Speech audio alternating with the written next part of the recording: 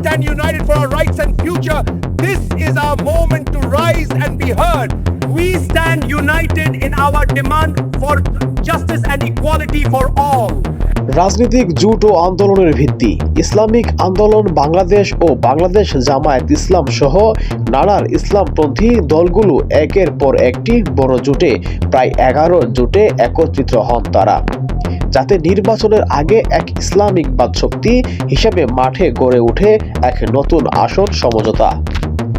জোটের আসন বণ্টন এবং মনোনয়ন ইস্যু নিয়ে জামাত ও ইসলামিক আন্দোলনের মধ্যে কিছু মতবিরোধী টানাপোড়া দেখা দিয়েছে। বিশেষ করে কিছু টুরাল আসনে উভয়ের নেতারাই নিজেদের মনোনয়ন চেয়েছেন এবং ইসলামিক আন্দোলনের নেতারা জামাতের কাছ থেকে তা মোটেও আশা করেনি। যদিও কিছু সংবাদ দাবি করেছেন যে এই মনোনয়ন টানটান উত্তেজনার কারণে ইসলামিক আন্দোলন জোট থেকে বেরিয়ে আসতে পারে সম্পূর্ণভাবে নিশ্চিত নয়। উভয় পক্ষেই আলোচনার দরজা খোলা রেখেছেন।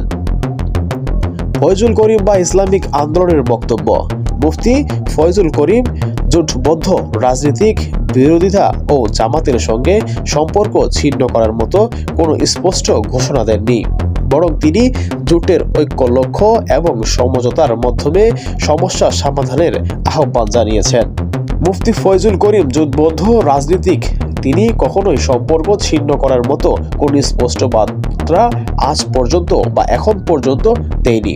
বর্তমান ইসলামিক আন্দোলন বাংলাদেশ ও জামায়াত ইসলামের পূর্ণভাবে আলাদা পথে যাচ্ছে এমন কোনো নিশ্চিত সিদ্ধান্ত নেই, তবে আসন সমঝোতা, নেতৃত্বের সিদ্ধান্ত বা জোটবদ্ধতার কৌশল নিয়ে কিছু গুরুত্বপূর্ণ রাজনৈতিক এবং মতানুগতিক টানাপোড়েন চলছে, যার কারণে রাজনৈতিক মহলে আলাদা ভোট এবং বিভিন্ন কৌশল হিসাবে কি হবে উঠছে হাজারো প্রশ্ন এবং প্রত্যেকটি জনগণের মাঝে।